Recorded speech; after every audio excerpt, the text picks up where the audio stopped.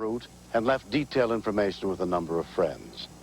One of the last people she spoke with was her close friend and teacher, Ann Moore.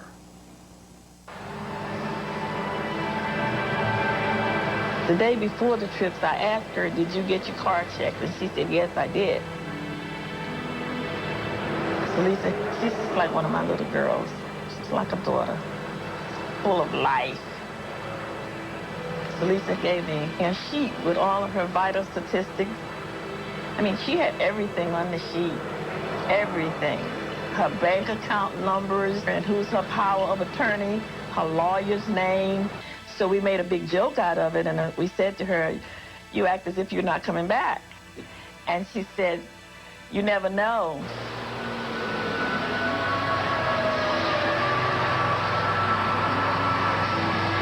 Get someone at a gas station, take a look at it. Apparently, the way I understand it, this lady noticed something very odd about her automobile, in that the accelerator was sticky.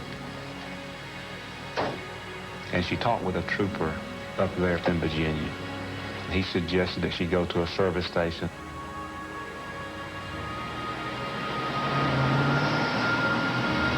Being a female and alone, on a long journey, she felt secure with a phone.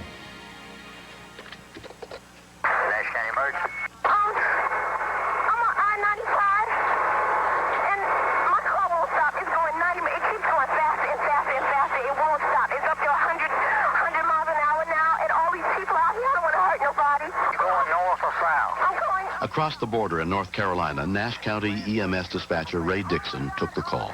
The lady told me she had a car that was running away with her on I-95, and we just started trying to think of things to do, see what we could do to either get her stopped or get some help to her. Turn the switch off. It's burning me. I can't. Oh, my God. I don't want to hurt nobody. Can you take it out of gear? It's burning me. No, it'll... Oh, it'll just... Oh. You can't pull it down. The biggest thing we worried about was her having a wreck, getting killed or running into somebody at 120 miles an hour. Where are you at now? She was afraid she was going to kill other people. She seemed more afraid of that than really what was going to happen to her. North Carolina State Trooper Frank Moody was 3 miles ahead on the opposite side of the highway when he heard the report of the runaway car. I'm in pursuit of the jet. I was expecting the car to come up from my rear, so initially I was trying to move traffic from the left lane over to the right lane, but that's an impossible task. As soon as they got by me, they'd move right back to the left side. Hey, do you see the highway patrolman? I don't see nobody. There's all these cars. I don't want to hurt nobody. Hey, what happens when you mash on the brake? It doesn't...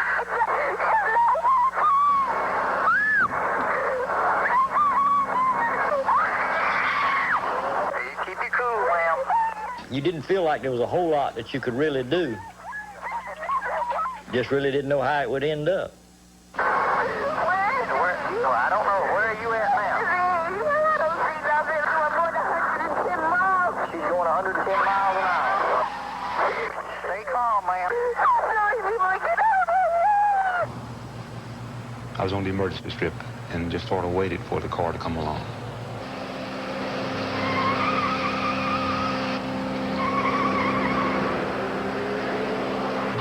Well, it just blew by me, just like a bullet, and if it hits anything, it will disintegrate.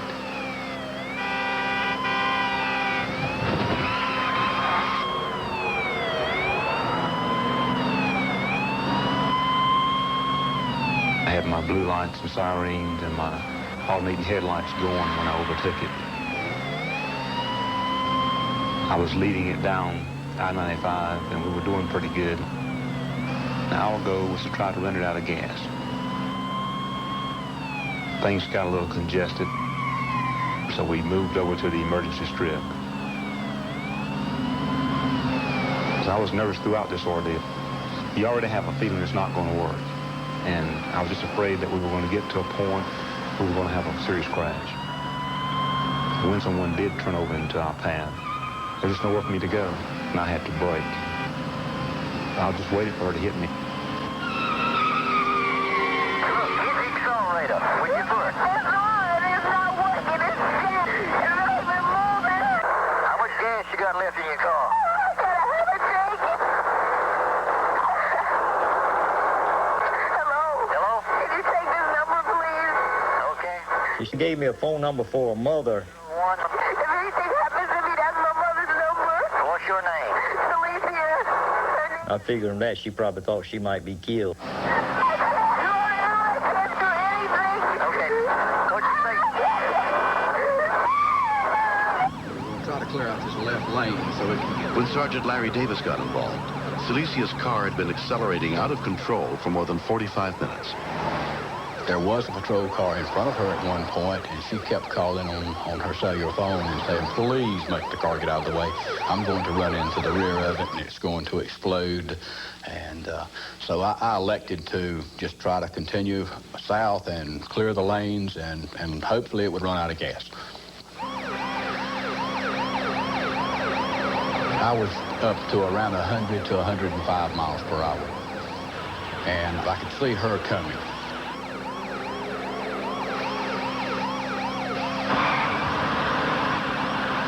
I held some keys up, and I told her to turn the ignition off. I could read her lips, and she was saying it would not turn off. It won't turn off. Just keep you cool.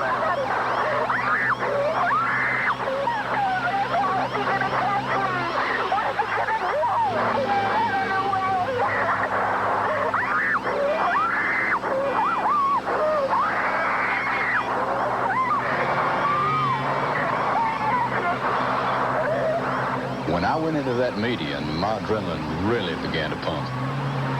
She put that car in places that most people would not have attempted. She's a very good driver.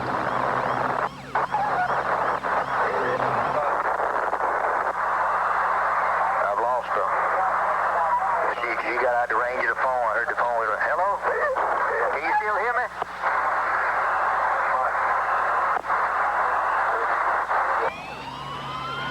If she had not called 911, we would have probably treated the thing as a chase. And at some point in time, we would have had to make a decision to take her out.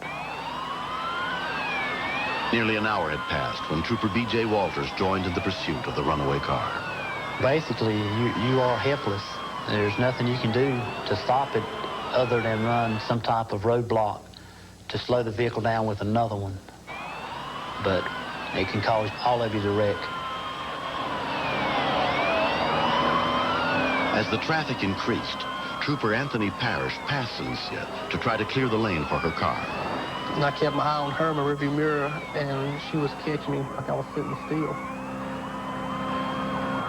There was cars in front of me and to my right, and I had nowhere to go.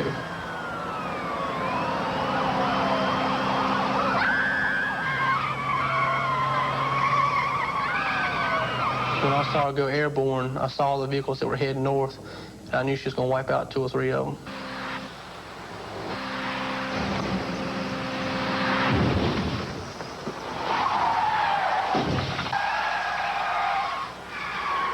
I went straight to the vehicle and thinking in my mind that she was killed.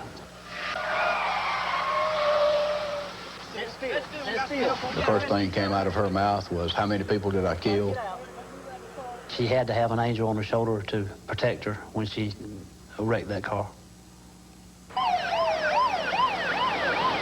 In the 64 minutes Celicia's car was speeding out of control, it crossed almost the entire state of North Carolina. 9 people were involved in the collision, but amazingly, no one was seriously injured. I remember hearing in the background as they put me in the ambulance, they go, oh, she has to be dead. She's got to be dead. There's no way she lived through that. No way. That wasn't too comforting to hear that, but it was good to know that I was alive, to hear him say that. 21-year-old Celicia Geddes was treated for minor injuries and released from the hospital that same evening. Had she not had the seatbelt on, she would have been killed. There's no doubt about that.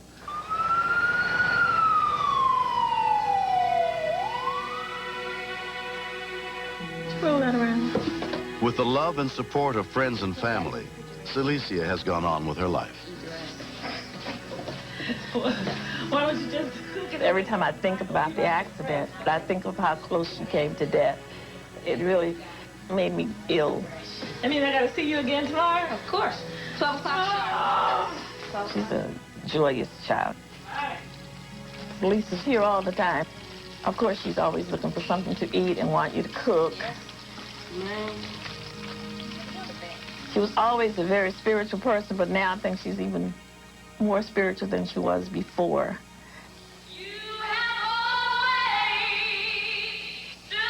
6 months after the accident, Celicia graduated from nursing school.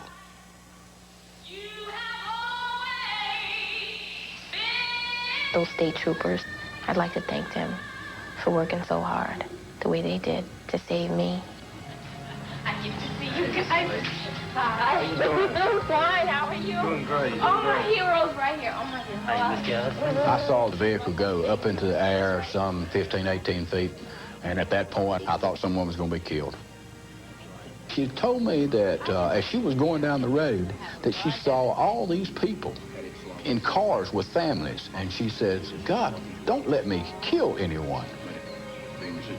All I could think about was, I can't live with the idea of killing somebody. I am really concerned about the health of other people. That's probably why I'm a nurse. A subsequent inspection of Celicia's car revealed that in addition to a mechanical problem with her accelerator, a loose bolt in the transmission prevented her from being able to shift into neutral. No one knows why she could not shut off the ignition that day. I'd have to say she's a good driver. I think this episode has cured any aspirations she's had of being a race car driver. I don't care. I do not want to race. I do not want to race. No, no, no. Crash already.